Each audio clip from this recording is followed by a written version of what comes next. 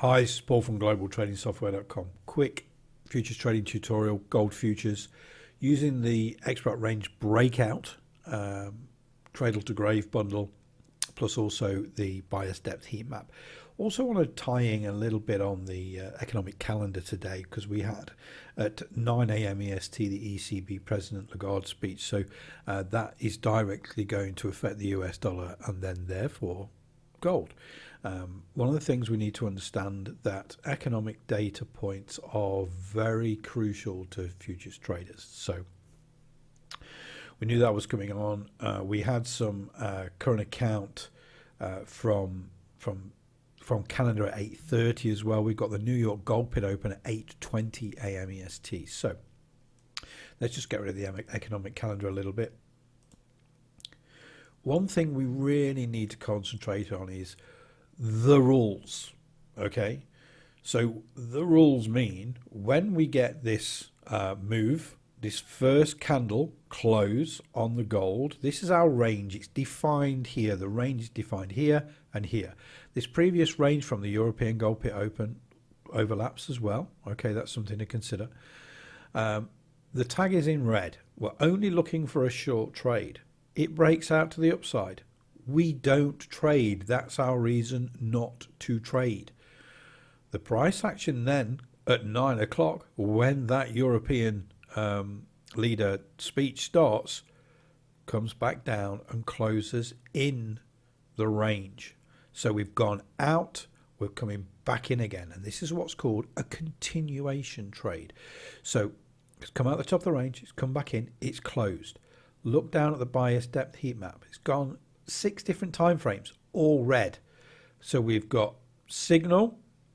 We're going to trade when we break out the underside of there, so a couple of ticks below the low of there. So the low of the range is 49.7, so a 49.5 is the entry. Okay, because we've got signal, we've got confirmation. Now, how do we manage this trade is really important here. So this is what we call a confirmation strategy. So we're using the manager. When we get the signal candle here, the one that's closed back in the range after being out, the bias cloud here is red already.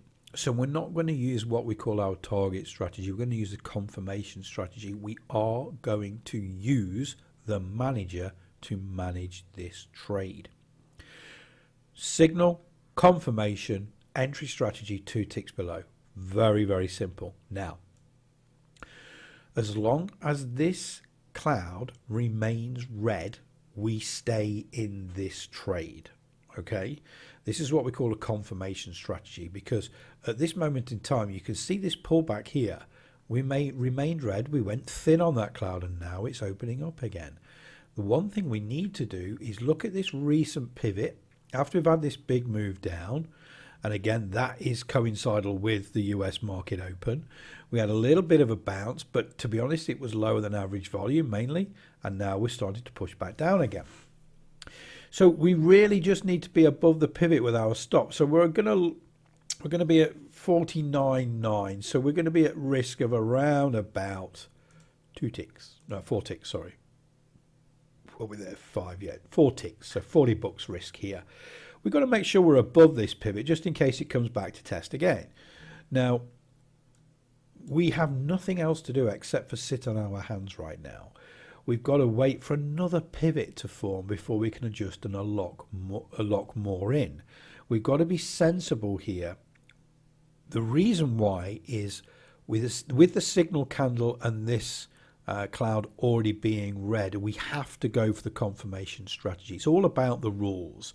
There's no target strategy here.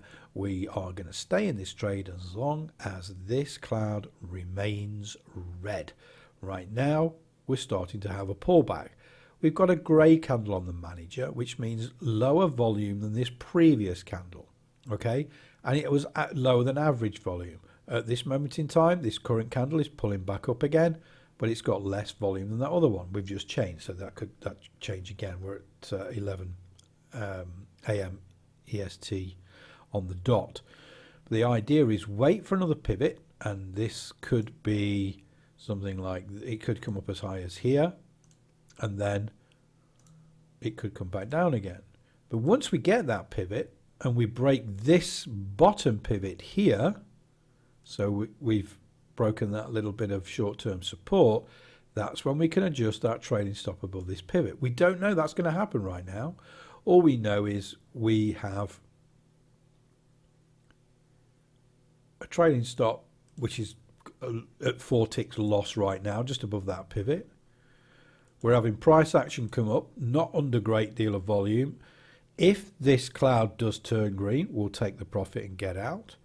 We just need to wait and be patient. And the whole idea of this confirmation trade management strategy using the manager is that we can weather those storms. If those pullbacks, I mean, look at this price action here where this cloud remains red. There was a pullback here, there was a pullback here, another pullback, another pullback. It still remained red all the way. We need to give this a chance to consistently be profitable in these types of trades. Now, this is a simple strategy. Remember, we don't trade against the bias on that breakout. There was a small scalp, but the bigger trade is where we are right now. We waited for the candle to close back in the range. We looked for the entry. We got the confirmation from the BIAS Depth Heatmap. We understand that we need a confirmation trade management strategy because the cloud for the manager is already red, and then we're just following the rules. Very, very simple. The links are in the description below for the cradle to grave breakout, which includes the range breakout indicator and the manager, and then the separate indicator for the bias, which is your confirmation, your go no go gauge, if you like.